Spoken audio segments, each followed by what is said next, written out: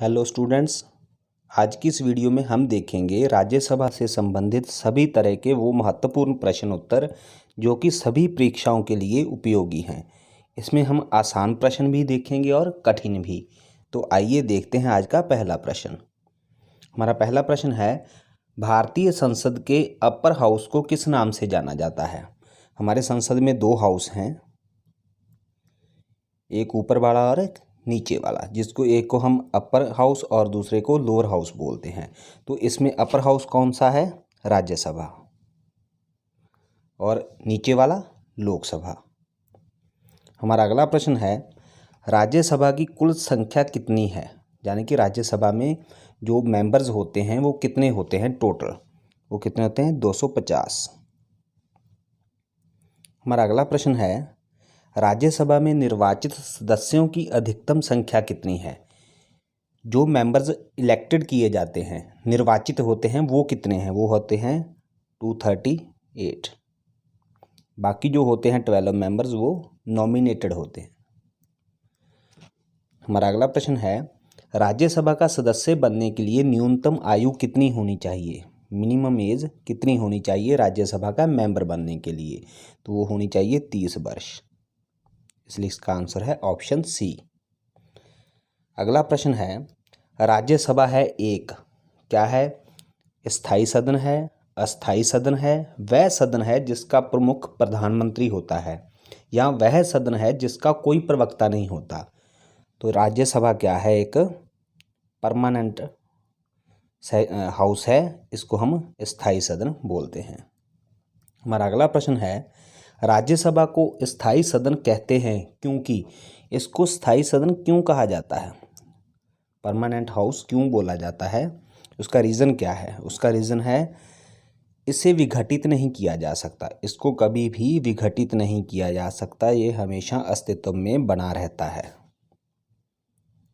हमारा अगला प्रश्न है, राज्यसभा एक स्थायी सदन होने के कारण, अगर ये एक स्थायी सदन है तो इसके कारण क्या जो स्पेशल प्रोविजंस हैं वो बनती हैं।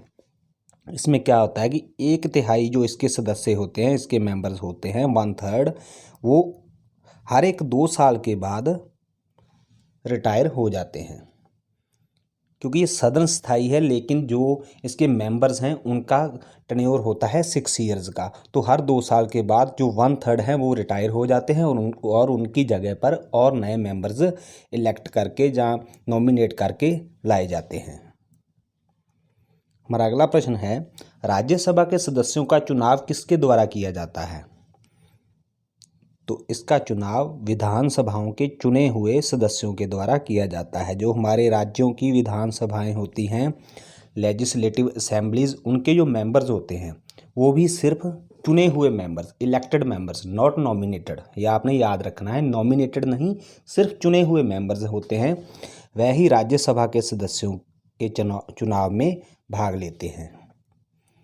हमारा अगला प्रश्न है, राज्यसभा का कार्यकाल जो मूल संविधान के अंतर्गत 5 वर्ष था, जब हमारा कॉन्स्टिट्यूशन लागू हुआ था तो तब राज्यसभा का जो टेन्योर था वो 5 साल का था। लेकिन 42वें संशोधन द्वारा बढ़ाकर इसे कितना कर दिया गया? कितना कर दिया गया? 6 साल। और ये मैंने आपको पहले ही बताया, ये राज्यसभा का कार्यकाल नहीं माना जाता, जो उसके मेंबर्स का कार्यकाल माना जाता है। क्योंकि राज्यसभा तो कभी विघटित होती ही नहीं, हमेशा ही चलती है, यह एक स्थायी सदन है। हमारा अगला प्रश्न है, राज्यसभा में राज्यों का प्रतिनिधित्व किस बात पर निर्भर करता है? जो राज्यों को जो सीटें आवंटित की जाती हैं वो किस आधार पर, किस बेस पर की जाती हैं? तो वो की जाती हैं राज्य की जनसंख्या के आधार पर। सिर्फ उस राज्य की जनसंख्या को बेस बनाकर ही उनको सीटें आवंटित की जाती हैं। इसमें क्षेत्रफल या किसी और चीज़ का कोई मतलब नहीं होता। जैसे कि उत्तर प्रदेश की जनसंख्या इस समय सबसे ज़्यादा है हमारे सभी भारतीय राज्यों में से, तो उत्तर प्रदेश में ही राज्यसभा के सदस्यों की संख्या भी सबसे ज़्यादा है। हमारा अगला प्रश्न है,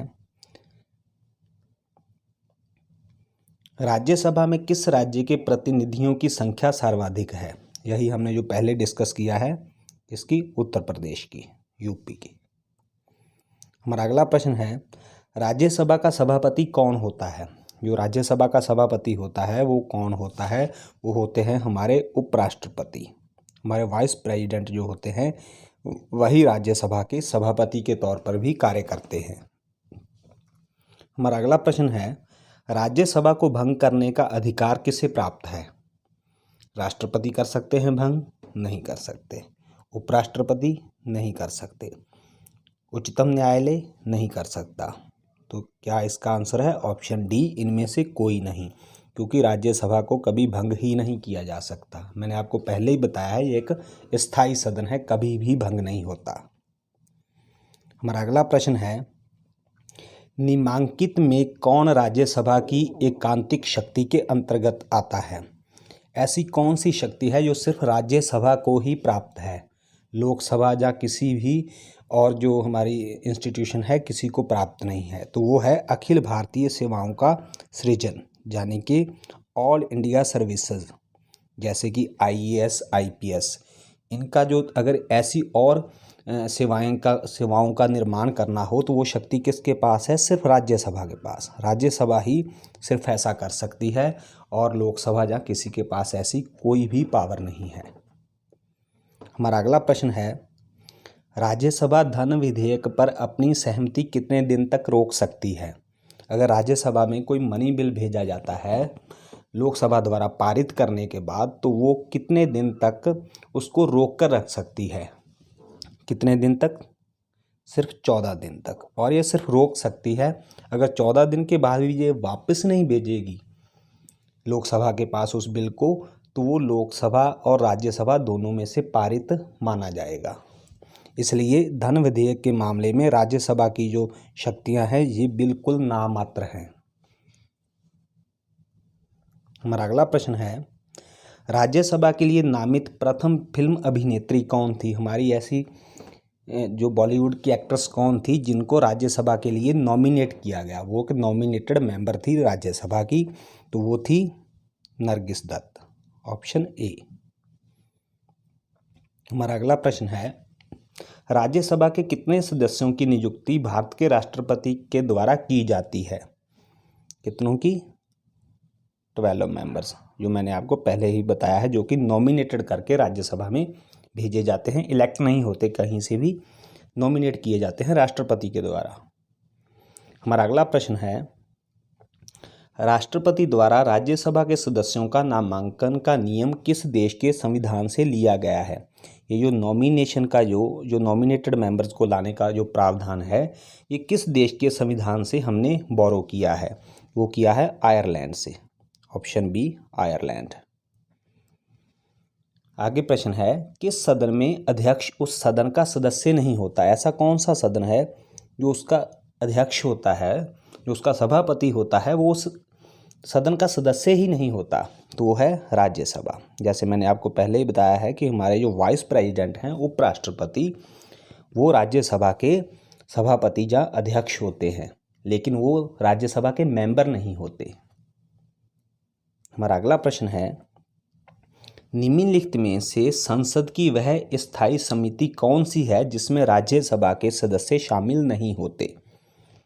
हमारे पार्लियामेंट में कुछ कमेटीज़ होती हैं, कुछ परमानेंट होती हैं और कुछ टेम्परेरी होती हैं। इनमें से ही कोई ऐसी कोई कमेटी है जिसमें राज्यसभा से कोई भी मेंबर नहीं लिया जाता, सिर्फ लोकसभा के मेंबर ही उसमें होते हैं, तो वो है प्राक्कलन समिति। प्राक्कलन समिति में सिर्फ लोकसभा के सदस्यों को ही शामिल किया जाता है, राज्यसभा के सदस्यों को शामिल नहीं किया जाता। हमारा अगला प्रश्न है, ऐसे व्यक्ति कौन है जो राज्यसभा के सदस्य होते हुए राज्यसभा और लोकसभा दोनों में बोल सकते हैं? वो कौन व्यक्ति होता है जो राज्यसभा और लोकसभा दोनों में बोल सकता है? उसे बोलने का अधिकार है, लेकिन वो सदस्य तो राज्यसभा का ही है। तो वो होते हैं वे मंत्री जो राज्यसभा के सदस्य होते हैं। जो मंत्री राज्यसभा से लेकर जिन लोगों को मंत्री बनाया जाता है, उनको राज्यसभा के साथ साथ लोकसभा में भी बोलने का अधिकार होता है। हमारा अगला प्रश्न है, भारत के संविधान की कौन सी अनुसूची राज्यसभा में सीटों के बंटवारे का निर्धारण करती है? जो राज्यसभा के लिए सीटें आवंटित की जाती हैं अलग अलग राज्यों को, उनका प्रावधान कौन सी अनुसूची में है? तो वो है ऑप्शन बी, चौथी अनुसूची।